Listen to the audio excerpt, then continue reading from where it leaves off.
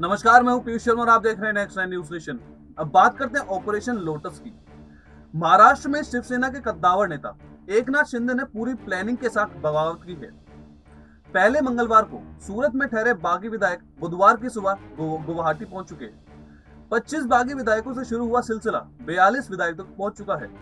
Operation lotus BJP की उस रणनीति के लिए गढ़ा गया शब्द है जिसमें सीटें पूरी ना होने के बावजूद पार्टी सरकार बनाने की कोशिश करती है।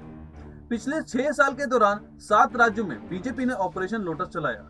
इसमें 4 बार बीजेपी को सफलता मिली जबकि 3 बार मात खानी पड़ी। आइए जानते हैं कि ऑपरेशन लोटस पूरा है क्या। मध्य प्रदेश में बीजेपी की तख्तापलट मुहिम हुई पास। 2018 में विधानसभा चुनाव में किसी पार्टी को बहुमत नहीं मिली। कांग्रेस ने बीएसपी और निर्दलियों की बैसाखी पर सरकार बनाई। एक तरफ सरकार के पास मजबूत संख्याबल नहीं था, दूसरी तरफ कांग्रेस नेता ज्योतिरादित्य सिंधिया पार्टी में अपनी अनदेखी से परेशान थे। ऑपरेशन लोटस के लिए ये सबसे मुफीद स्थिति थी।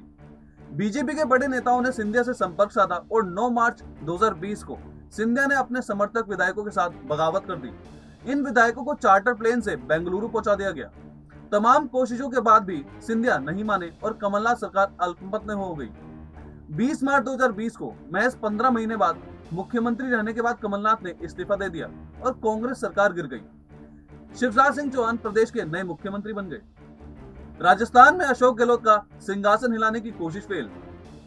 राजस्थान में 2018 में चुनाव में कांग्रेस ने 100 सीटें जीतकर मुश्किल से बहुमत का आंकड़ा हुआ था। बसपा और निर्दलीय को कांग्रेस के पाले में कर सीएम अशोक गहलोत ने अपनी कुर्सी मजबूत करने की कोशिश की थी। वहीं विधानसभा में कांग्रेस का चेहरा रहे सचिन पायलट सीएम बनने के लिए अपनी कोशिशें जारी रखी। ऐसे में बीजेपी के ऑपरेशन लोटस के लिए सचिन पायलट सबसे मुफीद चेहरा थे। राजस्थान बीजेपी के नेताओं ने उनकी नाराजगी को भांपकर उनसे संपर्क किया। 11 जुलाई 2020 को सचिन पायलट ने गहलोत के खिलाफ मोर्चा खोल दिया और कांग्रेस के 18 विधायकों के साथ गुरुग्राम में एक होटल में जा बसे। गहलोत भी अपनी कुर्सी बचाने के लिए एक्टिव हो गए। सबसे पहले उन्होंने अपने पाले के विधायकों को एक होटल में रखा। इसके बाद प्रियंका गांधी वाड्रा ने सचिन पायलट से 10 अगस्त 2020 को बातचीत कर उन्हें मना लिया। यहाँ पर गहलोत भारी पड़े। बीजेपी की कांग्रेस विधायकों तोड़ने की रणनीति विफल हो गई। कर्नाटक में कुमार स्वामी को सत्ता से बेदखल करने का प्लान पास। 2017 के कर्नाटक विधानसभा चुनाव में बीजेपी 104 सीटों के साथ सबसे बड़ी पार्टी बनकर उभरी।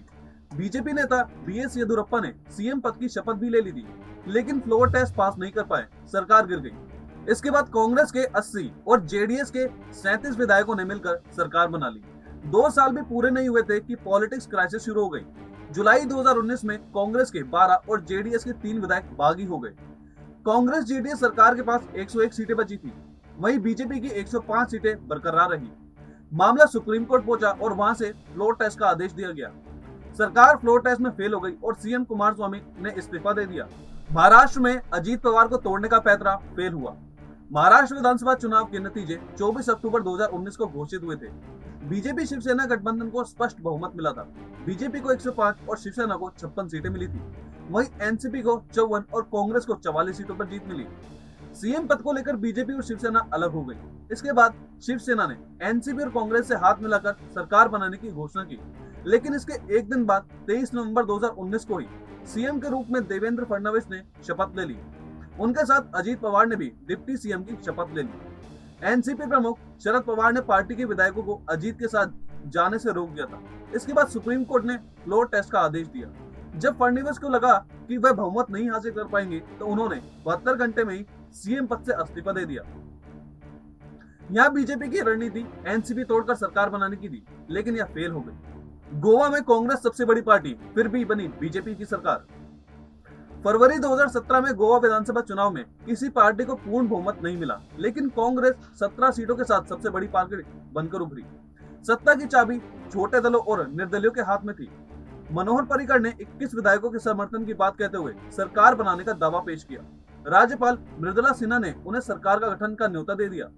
राहुल गांधी ने आरोप लगाया कि गोवा में कांग्रेस को बहुमत का बीजेपी ने हरण कर लिया है। कांग्रेस का तर्क था कि सबसे बड़ी पार्टी होने के नाते सरकार गठन के लिए उन्होंने पहले बुलाया जाना चाहिए था। अरुणाचल प्रदेश में पूरी कांग्रेस पार्टी ही बागी हो गई। 2014 चुनाव के बाद अरुणाचल प्रदेश में कांग्रेस ने पूर्ण बहुमत की सरकार बनाई। हालांकि कांग्रेस के नेताओं के बीच रंजिश खुलकर सामने आती रही। आखिरकार 16 सितंबर 2016 को कांग्रेस पार्टी के मुख्यमंत्री पेमा खांडू और 42 विधायक पार्टी छोड़कर peoples party of Arunachal Pradesh में शामिल हो गए। पीपीए ने बीजेपी के साथ मिलकर सरकार बनाई। उत्तराखंड में सुप्रीम कोर्ट के चलते बीजेपी की रणनीति फेल हो गई। उत्तराखंड में 2012 के विधानसभा चुनाव में त्रिशंकु विधानसभा रही। कांग्रेस 32 सीटें जीतकर सबसे बड़ी पार्टी बनी, जबकि बीजेपी को 31 सीटें मिली। ऐसे में बीजेपी इस हार को पचा नहीं पा रही थी। लेकिन जैसे ही कांग्रेस के केदारनाथ आपदा में बाद विजय बहुगुणा को हटाकर 2014 में हरीश रावत को सीएम बनाया, बीजेपी को यहाँ उम्मीद दिखने लगी। बीजेपी बहुगुणा की नाराजगी का फायदा उठाया।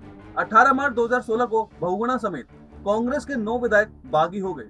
हालांकि उत्तराखंड ने स्पीकर जब कांग्रेस के 9 बागियों को आयोग घोषित किया तो केंद्र सरकार ने उसी दिन राज्य में राष्ट्रपति शासन लगा दिया था।